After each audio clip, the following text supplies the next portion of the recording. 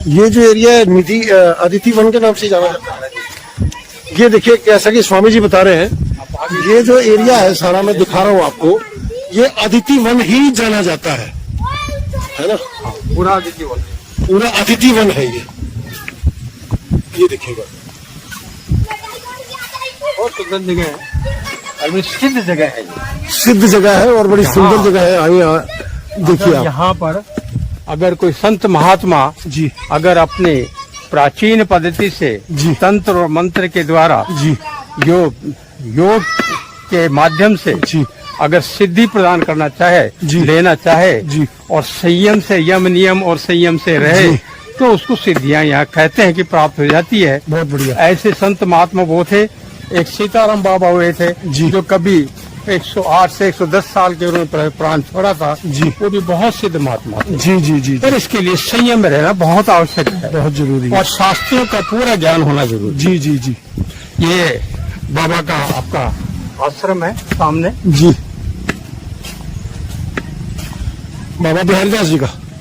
और ये वो तो 1994 में उन्होंने ब्रह्म अच्छा 1994 में गद्दी मुझे, अच्छा गद्दी आपको देके गए। तो उसके बाद ये ठीक, हम ठीक। इनकी देखभाल कर रहे हैं, संभाल रहे हैं। जी जी ये सामने और पर लगा हुआ है जी जी जी। जो बना है वही सेम स्टोन।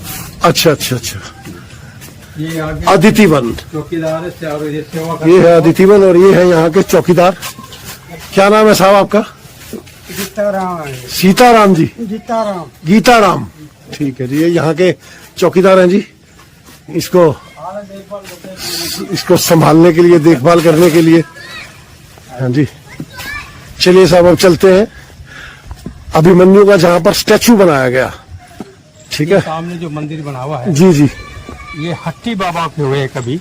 हाँ जी हट्टी बाबा के नाम से। हट्टी बाबा के नाम से। हाँ, और कहते हैं बहुत सिद्ध हुए जी। यहाँ से मन्नत बहुत पूरी होती है। अच्छा जी। विदेशों से बहुत पैसा आता है। अच्छा और इसका निर्माण लगातार चल ही रहा है, कुछ भी चलता ही रहता है। क्या बात है। तो वो समाधि है। वो जो नया मंदिर बन रहा है वो भी। और ये भी उन्हीं पर यहीं रहते थे ये स्थान। अच्छा अच्छा अच्छा अच्छा। सीताराम सीताराम।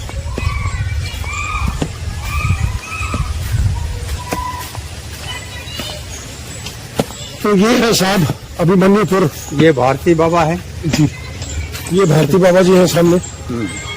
मैं कल जब आया था तो बाबा जी से सबसे पहले मिला था मैं। इन्हीं ने मुझे स्वामी जी के पास भेजा था कि आप जाइए, वहीं पर आपको सटीक जानकारी मिल पाएगी इसके बारे में। जी वो देखिए सब वो है अभिमन्यु पार्क, वो बन रहा है अभिमन्यु पार्क। और इसके अब इसमें अदिति वन की थोड़ी जानकारी इसमें दी हुई है जी, जो भारत सरकार द्वारा प्राप्त एक तरह से। अच्छा जी, ये जो बोर्ड लगा सामने। हाँ जी जी आइए, आप भी आइए ना। ये देखिए साहब स्वामी जी बता रहे हैं भारत सरकार द्वारा मान्यता प्राप्त ये बोर्ड लगा है यहाँ पे। ये देखिएगा स्वामी जी साथ में है और बड़ा ही अच्छा ज्ञान मिला जी आज। जीवन में जीवन सार्थक हो गया साहब। इस तरफ भी कुछ लिखा है, दिखाता हूँ मैं आपको। थोड़ा आप इसको पूरा इसको अदिति वन सूर्य कुंड राजा बलि से पराजित जी।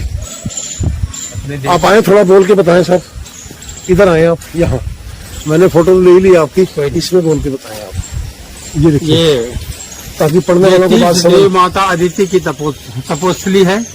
राजा बलि से पराजित अपने देवी पुत्रों को यज्ञ भाग व स्वर्ग दिलाने के लिए यह तपस्या की थी। जी जी। माता अदिति के हजारों साल के तप से प्रसन्न होकर जी भगवान सूर्य ने मार्तंड नाम से अदिति के गर्भ से पैदा होने का वचन दिया। जी जी। और भाद्रपद के शुक्ल पक्ष की षष्ठी को जी इसी अदिति आश्रम में स्थित कुंड पर मार्तंड सूर्य ने जन्म लिया। तब से ये स्थल पवित्र सूर्य कुंड बन गया।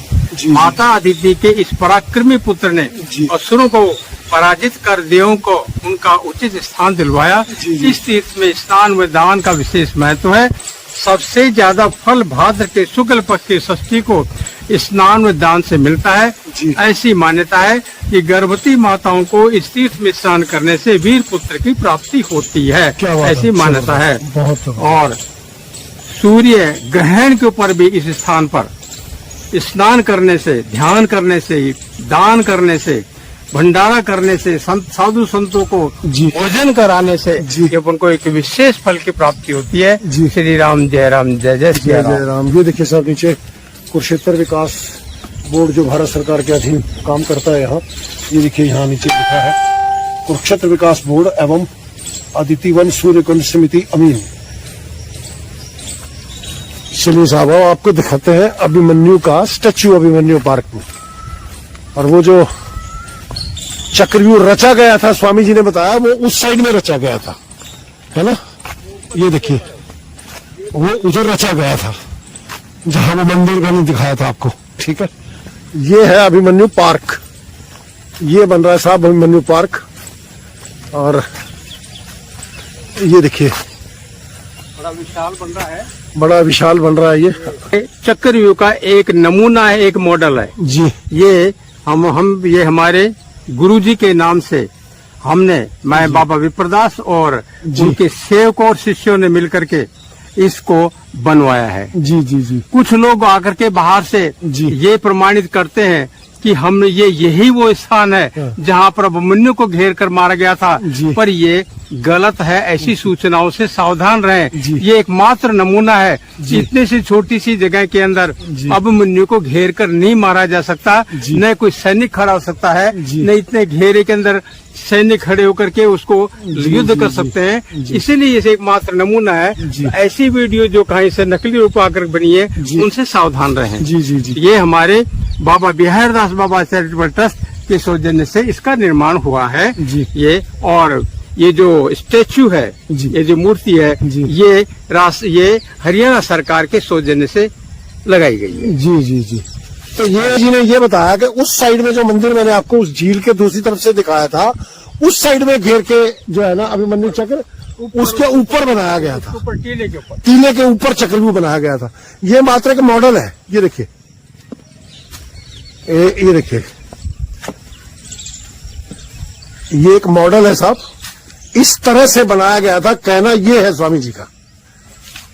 इसमें एक बार अगर घुस जाएगा तो आदमी निकल नहीं सकता, निकल नहीं सकता। जिधर से घुसा उधर से ही निकलेगा। जी जी तो सारे सैनिकों को इसी तरह से इसको 8 पंक्तियों के अंदर, जी 4 इधर है, 4 इधर है, 4 उधर, 8 पंक्तियों में खड़ा कर दिया गया। जी। ऐसे ढंग से खड़ा किया गया जी। कि एक बार घुस जाए तो बाहर जो भी इसके नहीं निकल सके। जी, जी, और जी। इसको बाद में रास्ते को बंद कर दे जी। तो उसमें घेर कर आराम से मारा जा सकता जी, है। जी, जी, जी। अभिमन्यु को इसी तरह से ऐसे ही चक्कर बना करके जी जो ऊपर ये अभिमन्युपुर के ऊपर टीले के ऊपर जो था स्थान, जी वहाँ था, जो आज धीरे धीरे नष्ट हो गया है, उसका निशान नहीं बाकी है। जी। तो हमारे गुरु महाराज के ट्रस्ट ने, बाबा बिहारदास बाबा चैरिटेबल ट्रस्ट जी। के ने ये एक मॉडल नमूना बना दिया, जी, जी। जिसमें सबसे बड़ा सहयोग यहाँ की कमेटी, उसके प्रधान जी। श्री राजेश चौहान जी, जी। और उनके सहयोगियों ने जी। बड़ा सहयोग दिया,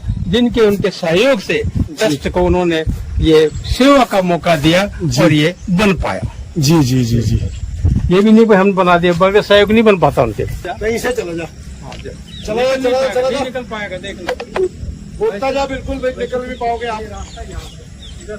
ये यहाँ पे जा रहे हैं आप, यहाँ से बिल्कुल भी नहीं निकल पाओगे। मैं जहाँ से चल रहा हूँ वहाँ से निकल नहीं पाएंगे।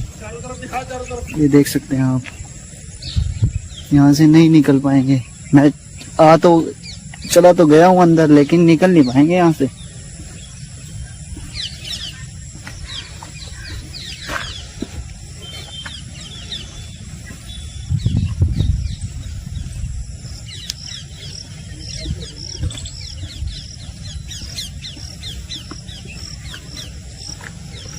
ये यहाँ से देख सकते हैं आप, ये खड़े हैं गुरुजी।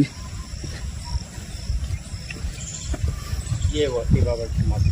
अच्छा जी, ये समाधि बन रही बाबा जी की, हटी बाबा। हटी बाबा जी, ये हटी बाबा जी की समाधि बन रही है। देखिए साहब, पहले बहुत ही से सिद्ध पुरुष थे बाबा जी, बता रहे हैं।